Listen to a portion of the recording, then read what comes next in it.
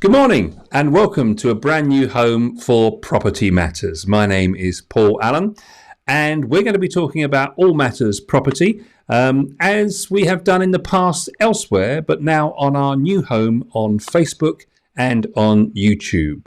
And of course, an old friend joining us for the debate is property expert Joe Joshi, who's the Managing Director of Fairview International and also the auction company Town and Country Property Auctions London. Joe, welcome. Good morning, Paul. Thank you very much. I'm really excited about this new home. And home is obviously the pivotal subject of the day. So what do they say about location? And here we are in our new one. So if people are joining us for the first time today on our new platforms, what can they expect from us each week? So, Paul, the whole idea of Property Matters is exactly what it says in the title, and that is that we will discuss all aspects, all matters relating to property. Now, property is a huge subject. It has, I actually describe it as a hub of life. It's our hub. So imagine a bicycle, and the hub of the bicycle is what keeps all the other spokes tied out around the wheel. And so property is the hub, because off of this hub comes pretty much every industry that we are related to. And so it's so crucial, and certainly where we live in the United Kingdom, it's a very big pivotal point. And so we're going to be covering everything that relates to property, how it comes off of it, how it works with it, from buying the process, selling the process, financing, all the areas that people may have questions, may have wondered, what does one do here?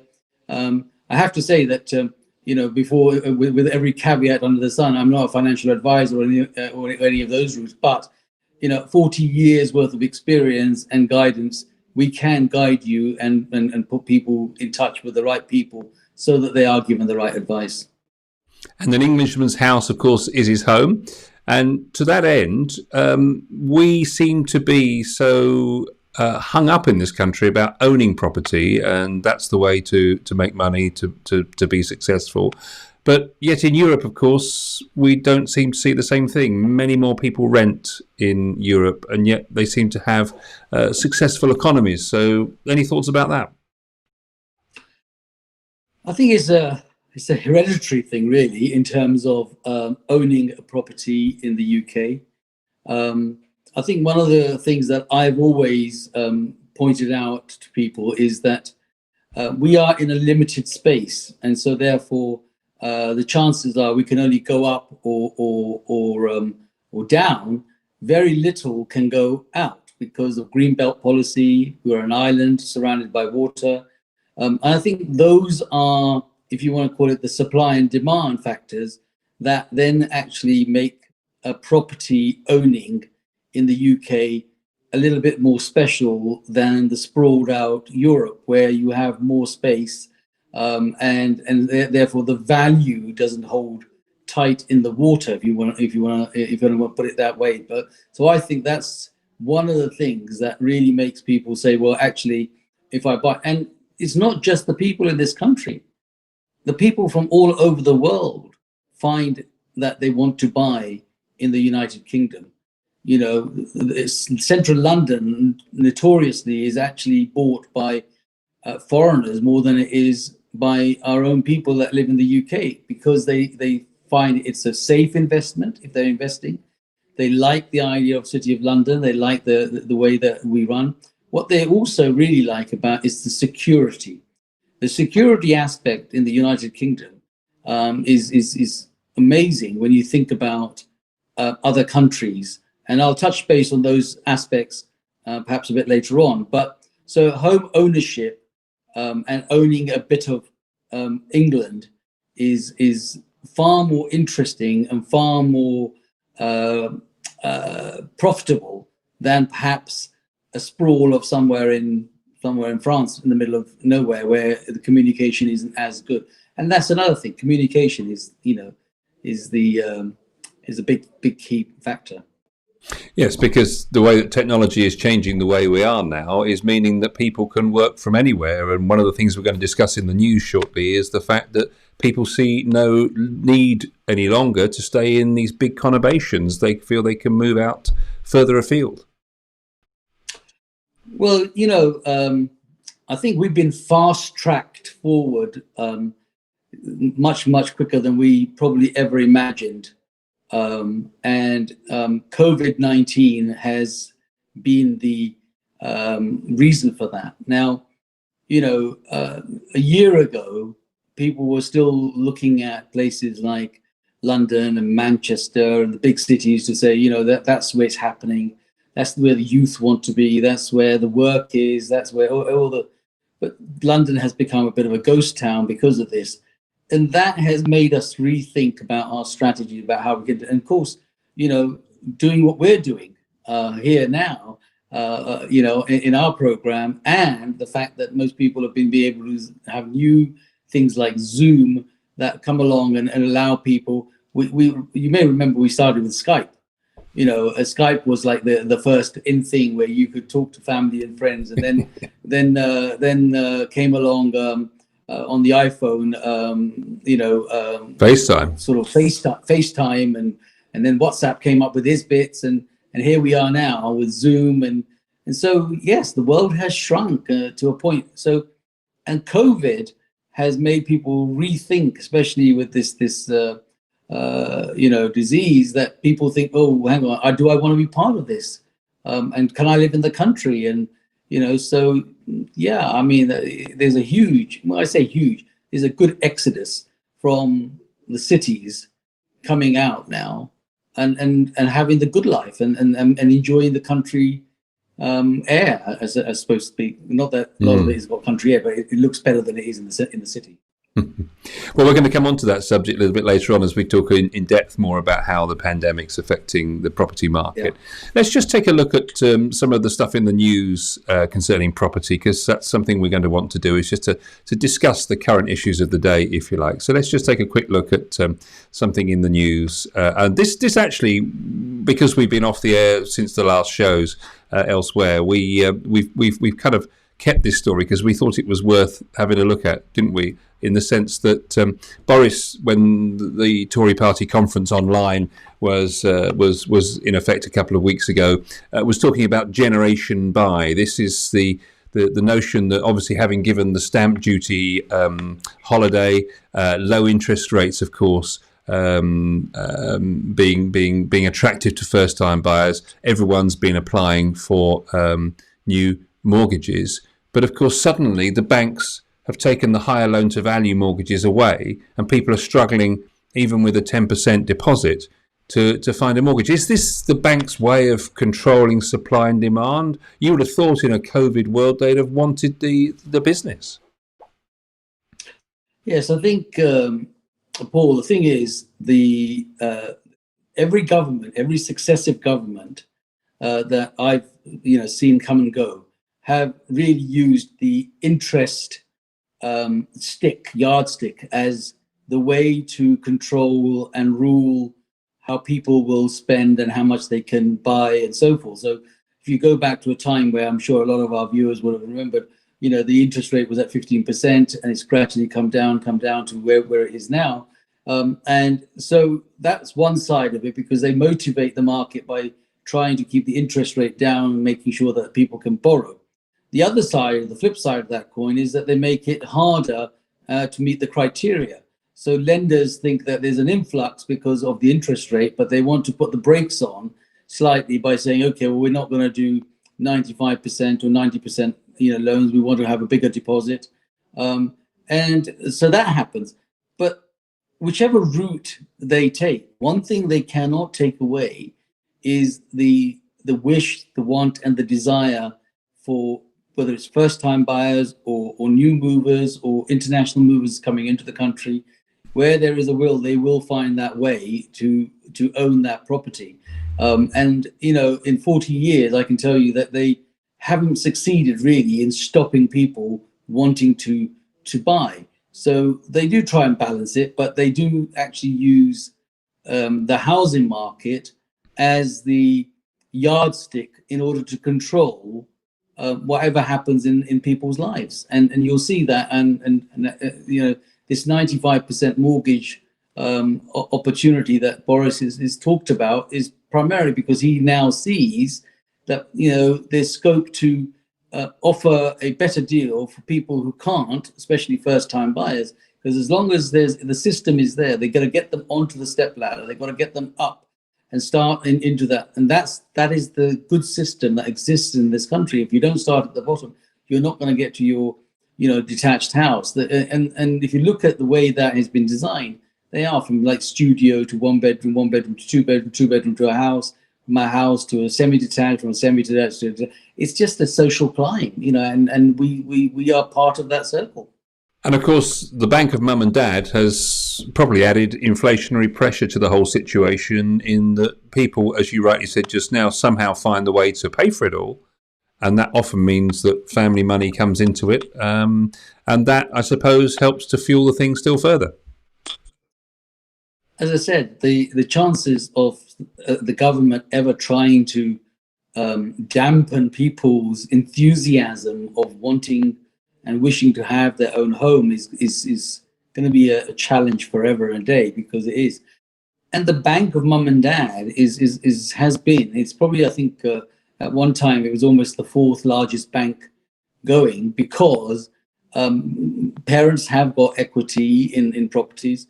Ultimately, they are going to end up leaving it to their children at some stage. So they've taken the view that, if they can help their children get on the ladder and refinance now and take some money, especially when the interest rate is so low and it's so cheap to do, then that gives them the chance to give their children a sort of a helping hand up onto the ladder.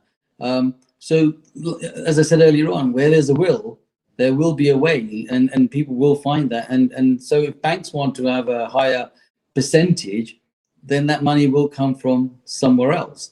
And also developers, builders, actually, new developers will come along. The government has had a scheme running for some time with Help to Buy, where both developers, government are putting a certain amount, 10% each, into and allow people to have. So, like I said, it's not just one person. They all end up finding a route, because if you're not building yourself out of a situation, if building isn't going on, house building isn't going on, and no matter how many times people say this, they keep saying that we haven't reached our targets. You ask yourself, how many more houses do they want to build? How many more people there are? But UK is a great attraction for people from all over the world. I always say you never see a queue in Dover to go over to Calais, but you see a massive queue in Calais to come over to Dover. So that in itself should be a clear point that this supply and demand factor is never going to go away.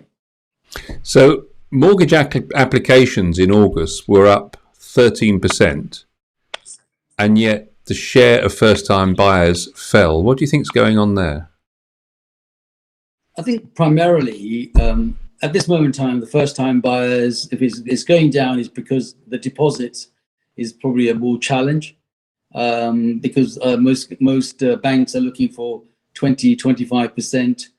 So if for every £100,000 they're borrowing, they want £25,000 or £20,000 as a deposit, and that's a big ask for a first-time buyer. So that would be slowing down, which is why the government now needs to bring in for first-time buyers the potential to have a 90% mortgage, so that they can get on that. And that's where Bank of Mum and Dad has come in, because when they have been at 20-25%, those parents, those families that I have been able to help have then helped. But then there's a whole bunch of people who can't be helped. So that's why the drop would always happen. I mean, it's just kind of practical, I suppose. Okay, let's just take a look at our second story. This is more regional and based around London, really. So this is talking about the number of people selling up in London. So we have some figures from Chesterton's, 90% increase in new properties taken on in September, which is extraordinary. A 90% increase in properties taken to the market. That's just one company, remember. and they reported valuations up 77%. Are people fleeing the capital, Joe? Yes, I think the COVID has a major part to play in that. It's made people really stop, take stock of their life, think about, what is important, what is valuable for their family, what is valuable for their own personal health and well-being. All of those things have actually sort of been a factor. You have to remember, Paul, that people have had time to now think. For 3 to 6 months, they have been sitting at home either on furlough or job cuts or whatever it is. And when you're at that stage, you do take stock and think, well, hang on a minute, do I really need this? Can I do this without this? And so yes, more and more people. I've certainly had more and more people asking about properties outside of London. If you go into London, I don't know if you've been there recently. Certain parts of it, I mean, it was like ants in the whole place. And now, there's hardly anybody about, and people are more free, and people are more cautious. So I'm not surprised that the numbers are that high in terms of new instructions. But it's the old challenge here again, isn't it? The more new instructions come on, the less of the chance of getting those value, because the choice is greater. When the choice is less, I know there's lesser instruction, the values are going to be higher. So it's a bit of a chicken and egg situation, really. Which way does it work? But I think fundamentally, the increase in instructions and valuations is down to the fact that people have had time to think and then rethink about what their life's all about. One of the factors in the story, which is quite interesting actually, is the fact that landlords have noticed that this must be the first time in years that property prices outside London are rising faster than they are in the capital. And therefore one assumes the stock that's going onto the market from landlords is because they're looking to invest elsewhere, perhaps. It's a continuous outward sprawl. It's a bit like throwing a stone into a puddle and the water ripples outwards, and that's kind of where we are with this. We are rippling outwards, and as time goes on, people from London will come out to sort of the outer London, the new areas, and then those people will travel further. And when you think about one of these days when Crossrail gets finished, and then potentially the high-speed network that is going to go to the north, all of those things will make life easier. And for landlords that are selling properties on outside of London or slightly outskirts of London or London, are reinvesting in the new areas that they think are going to be where the next generation are going to move to. So it's an evolving cycle, and it's been like that, to be honest with you. If I think back most of the time, and they've always had certain areas, certain pockets that do well. And when they do well, then everybody follows suit. But this new circumstances created by COVID is really fast track and very new. And so people are not sure exactly where, but they know it's going to happen. So the big question then is, where do people invest? And our final story in the news looks at the top 5 places to invest, and not far from yourself in Bracknell Forest up 2.74% in a month, and Harlow 2.89%. So either you can go into Berkshire or Essex, Joe. Which do you prefer? Well, Bracknell and Harlow were one of the new towns built in the 70s. So the conveniences of those towns and the fact the newness, and places like Bracknell have just had an amazing facelift, in the sense that the town centre is great, it's very desirable, it's young, it's thriving, it's a good connection to with the railway into London when somebody wants to go that way, and equally outwards. So and value for money and space, they're getting a great opportunity. So again, it's those people that are thinking, well, actually, if I sell at a higher price in London and buy something slightly lesser, even though that's rising in value in places like Bracknell or Harlow, they're actually having a good amount of money left in their pocket in the eventuality that something happens like we are going through, at least they got some sort of fallback. So people have really, I think, readjusted their whole process, and house prices in slightly outer belts of London are doing very well. They actually notoriously have done well, but right now under COVID, they're doing even better because people are saying, okay, well, I can go there and it's convenient to my children. It's convenient to me going into town if I have to, because most people are now choosing to work from home where possible. Yes, interesting you mentioned the new towns, because on the list there is also Basingstoke, which was the original London overspill town, wasn't it, of course? Yes, and as I said, they from memory, and I think Basildon, Bracknell, Harlow, Basingstoke, Sevenoaks and St Albans are on the list as well. Yes, St Albans. Those were new towns. The new towns were the ones I just mentioned, and Swindon, I think, was a new town at the time. But all based on roundabouts, actually, Paul. Yeah, if you want to go and find a roundabout, you can go to any of the new towns, and you'll find abundance of them. I suppose there's an obvious question here. We talk about the new normal. Do you genuinely think we're really going to go back to normal? Will we still go back and commute into town? Will we ever get back to the need to have everybody in London? Or do you really think there's a fundamental change in the way we work? You're working from home wherever possible. Because for companies, it makes every sense, doesn't it? They have less liability of employees being on their premises. They have huge reductions in their cost base as a result of this. And I can't see why they would want to encourage staff back to work. No, you're absolutely right. I mean, what has happened, like I said, it's been fast-tracked by 10 years. I mean, our business alone, I in my history, I worked for large corporations. We would have chains and chains of offices. I mean, one time I was with the Halifax, I think I had 400 offices, 400 agency offices throughout the country. All of those things are shrinking because the way we shop, the way we do everything has just changed. Can you imagine, 10, 15 years ago, I think maybe only 10 years ago, anyone had heard of something like Amazon? And today Amazon plays a major part in pretty much everyone's everyday life. So there's a lot of changes that happen. And yes, you're absolutely right in thinking that, will they go back? I don't think they'll go back, but there'll be a new going back, if you want to understand that. That'd be that there'll be a change in how people will deal with that. So yes, there will be office space, but maybe not as much and not as big as it was. Maybe there's sharing, maybe there is appointments where people will go in and say, right, I'm going to come in because I've got a meeting in town to do that. But you know what? This is what Zoom has done. Zoom has created, and Skype and all these other channels have now actually fast forwarded the fact that you don't actually need to leave your chair, leave your home, and you can have a discussion just as we are talking to our audiences here, through this medium, and that is now becoming the standard new norm.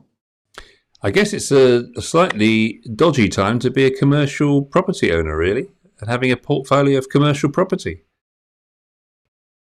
Yes, it has. And so all the commercial property owners, especially when you look at some of the retails and the high streets and shops that have been closing, and some of those will come back, Paul. It's not that some things in our lives are important to go and shop, but the things that have been made easier are different. Now, the other thing you have to bear in mind is, with respect, is the generation gap.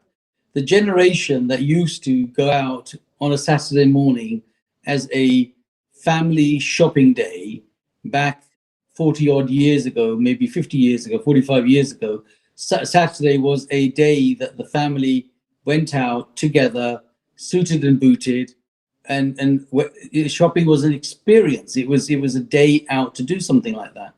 It is no longer that way inclined. In fact, they get suited and booted to sit in front of the TV so that they could talk to somebody on Zoom or talk to somebody on Skype. So the whole thing has changed, but there will be a new, and the new will be those particular things that we cannot do without. going in will be reinvented, recreated. People want to still go out to eat. Those eateries will still be established in a different way. People will still want to socialize and go to the pub, though the pubs are not there now, but there will be a different way of dealing with that. So there's some things that you just can't do sitting from where you are. You do want to go out. And it's also part of your well-being, isn't it? If you don't go out and socialize and network and go and talk to people and be human, then you have another problem on your hand, and that's called mental health. You're going to sit at home and you're going to go crazy, and people think that's another thing. So we're going through a very strange yet amazing time, and what's going to come out of the other end is something that we've never planned for. And I think, as I say, watch this space. There'll be things happening that we never thought would happen, but they will, because that is still important. I think communication is still important. People still want to go into a restaurant, a pub, and talk to somebody human and have a banter and do all those things. Those things cannot and will not happen on these sort of channels. So those are some of the stories, Joe, that we've been looking at in the news this week, and indeed those three very broad selection of topics, but also quite interesting to sit and debate with you. And they kind of lead into our main area of conversation in today's show, which was really looking at how the pandemic has overall affected the property market. Where are we right now with the pandemic? What should people looking to invest in property be thinking? How should they be responding? Yeah, so pandemic has really made us think very differently about how we transact. Property is a major transaction. There was a time when I started, you had to go and do a viewing, show around, and do all those things. And a lot of those things have now changed because of the COVID-19 pandemic. You can't go and view, so there are online viewings. There are virtual viewings of properties. Things are on a camera. My suggestion on all of those is that yes, do that, but where possible, always try and go and stand in front of the property. Go and stand in the property if possible. These things can happen because sometimes what you are not going to always see what you think you should see on a camera, and that can be selective. Somebody could actually take a viewing or a video of something that they think is nice, but not actually tell you of something that isn't so nice. So my recommendation would always be that, yes, if you like something on a video or online process, do get in the car at some stage of your lifespan, whether it's a Sunday afternoon, go there, check the area out, understand what you're looking at, and if possible, make an appointment. They can do that. Agents can do that. Though at the moment, often the excuse is that we can't get you in because of the pandemic. How has that changed people's whole process? The new generation is a lazy generation, in the sense that if they could do it all in the palm of their hand, that's what they prefer to do. And they can Google everything and they've got the answer to everything and so forth. But property is one of the biggest assets you will ever buy. It is so important to make sure that you cover every aspect of it, understand it, touch it, feel it, see it, wear it, and then say to yourself, this is the home I want to be in. This is the house that I want to buy for my investment. And those are key. But yes, the current pandemic has had some changes. It's made things very difficult to view. It's made the system even more prolonged, because some people are working from home and some documents aren't available. My biggest frustration always is the legal system, because it gets so pushed around. I mean, for example, recently, searches for local searches weren't, because there was not enough people that were working in the council offices because they've been laid off and so forth. So it's like a knock-on effect that then delays everything along the way.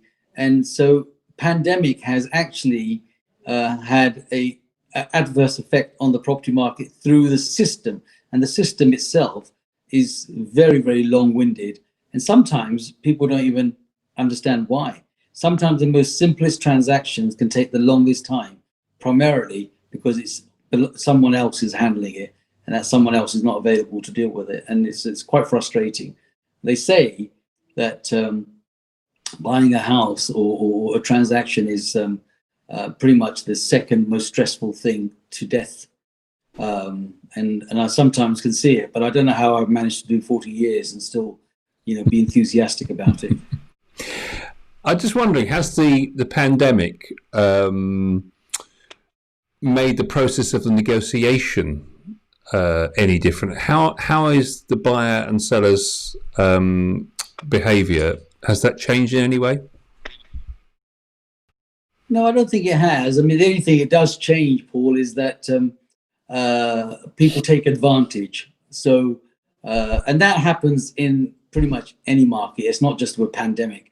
I mean, a year ago, we were talking about the dreaded word Brexit. And so that created a problem. And that would be another word that will come back in play anytime now. And it's already in play now. So then people would say, well, because of Brexit or this, that, the other, I don't think I should pay you this much money and so forth. Today it'll be the pandemic. Next time it will be something else. That part has never changed. You just got to understand. I always turn around and say a home is only worth what somebody's prepared to pay for it. And at the end of the day, if somebody really wants something, they will pay for it. It's just about being patient and understanding their requirements and their needs, and that's where it will come. But I don't think it's actually changed the negotiation tactics as such. I think there's just another reason. And is the advice that you should perhaps consider to invest in the property you have, or do you think in a situation like this you should be aggressive and think about moving up? Is there an opportunity there in a situation like this? It's a very interesting question you ask, and the reason I smile is that basically I think if I had a penny or a pound for every time that question was raised in all those years, I probably wouldn't be sitting in front of you now. I might be on the beach somewhere, and having some sort of drink served to me or whatever. But the reality is that there is never a wrong time or a right time. The right time is now. If you want to buy something, you buy it and get on with it. If you want to extend it and develop it, you get on with it. The advantages of the older houses is that they always have scope to extend. The disadvantage of the newer houses is that developers with current designs will build to the maximum they can. So, and they're also designed to make sure that people stay there a shorter time. Now, in the old days, somebody would buy a house and they might stay there for 30 years. But now, in the modern way, people want to move every 5 to 6 years, primarily because they've outgrown their home, and the only way to get a bigger one is to move. Whereas originally, they used to be able to turn around and say that they would extend. So extension is very important, and people, if they are going to extend, it's always only going to add value, not just monetary value, but personal value, in the sense that you've got the space and you can utilize it more effectively, and you can have those little bars and games rooms and TV rooms and et cetera, that you want to do. So there's never a wrong time or a right time. In my mind, now is the right time, and it will continue to be that way. To give you an example, I went to see a house that I valued, one of my first houses I valued back in 1980, give or take, and that was at 34,950, £34,950, a 3-bedroom semi-detached property in Hayes. Now, recently I went back into that same area, and that property in the same area today is just under £600,000. Oh. So all I can say to you is that, if I had the foresight, 40 years ago, I should have bought the whole street. I would have been okay, but that's not the way it works. If I had foresight to say to everybody, just do this now, and everybody would have laughed at me and said, no, you're silly. It's not going to happen this way. But it's only gone one way. It might have slowed down sometimes, but it's only gone one way. So the best time to buy is when you can afford to buy it and get on with it. Don't wait.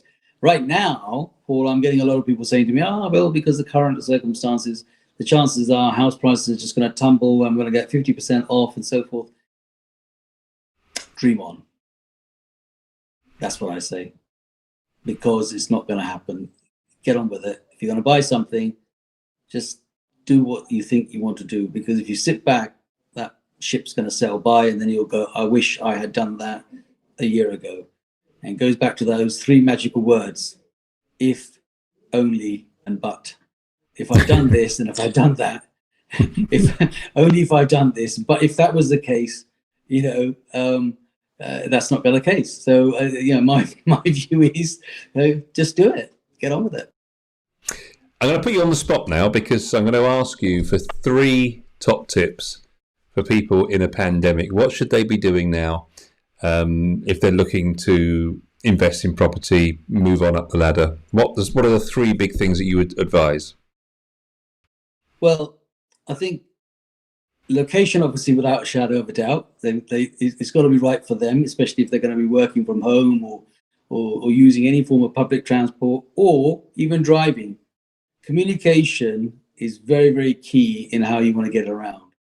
The quality in terms of watch out, and I mean this message is for both buyers and sellers.